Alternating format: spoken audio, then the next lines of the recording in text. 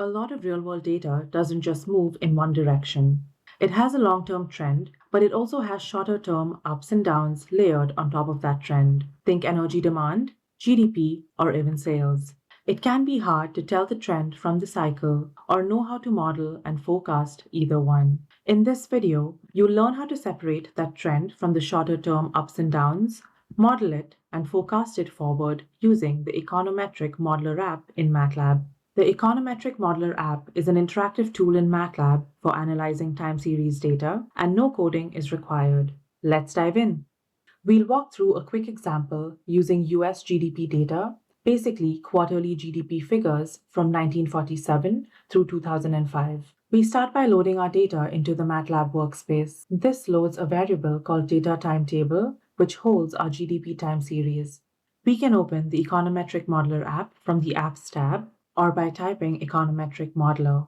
Once the app opens up, on the Modeler tab, we click Import, select our variable data timetable, and bring it into the app. The variable GDP appears in the time series pane, and its time series plot appears in the Plot GDP figure window. Notice these gray bands? The app is marking historical US recessions for us. We can actually toggle these on and off, either by right-clicking the plot and checking Show Recessions, or by expanding the axis toolbar and clicking Recessions. With the band showing, you can see GDP tends to flatten out or dip right before and during these recession periods. We can zoom in to any stretch of this data. Let's look at 1970 through 2005 to get a closer look at how GDP behaves around each downturn.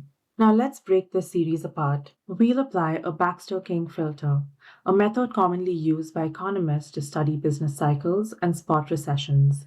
This splits our GDP series into two pieces, the long-term trend and the cyclical component, which is the shorter-term wiggle around that trend. The filter uses a lag length setting. For quarterly data like ours, 12 is the standard choice, so we leave it at that and click Filter. This gives us two new variables, GDP BK cycle and GDP BK trend.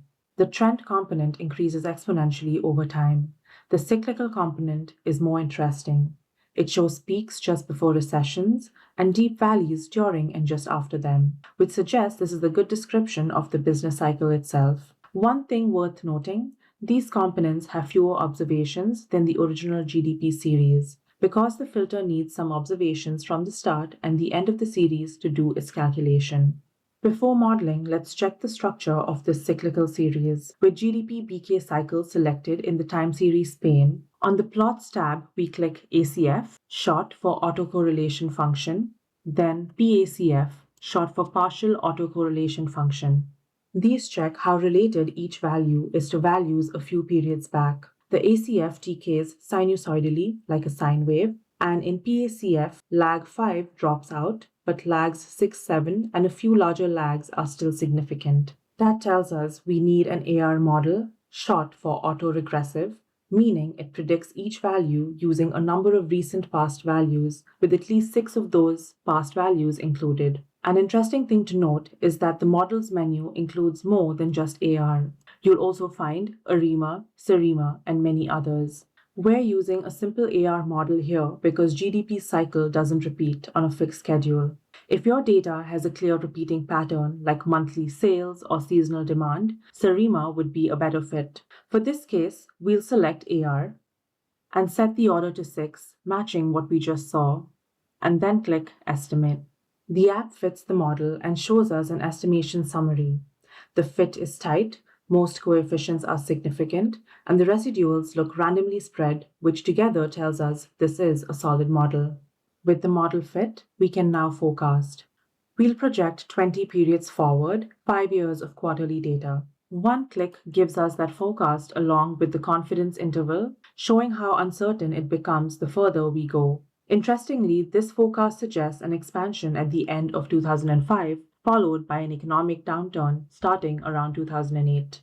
Once we're happy with our analysis, we can take it outside the app too. Clicking Export lets us export our variables to the MATLAB workspace, generate a live function that recreates this analysis in code, or generate a report summarizing everything we just did. So the work you do here isn't locked inside the app. It's reusable and shareable. In conclusion, we discussed how to use the Econometric Modeler app to import and visualize time series data, separate a trend from its cyclical component using the Baxter-King filter, fit and forecast a model, all without writing a single line of code.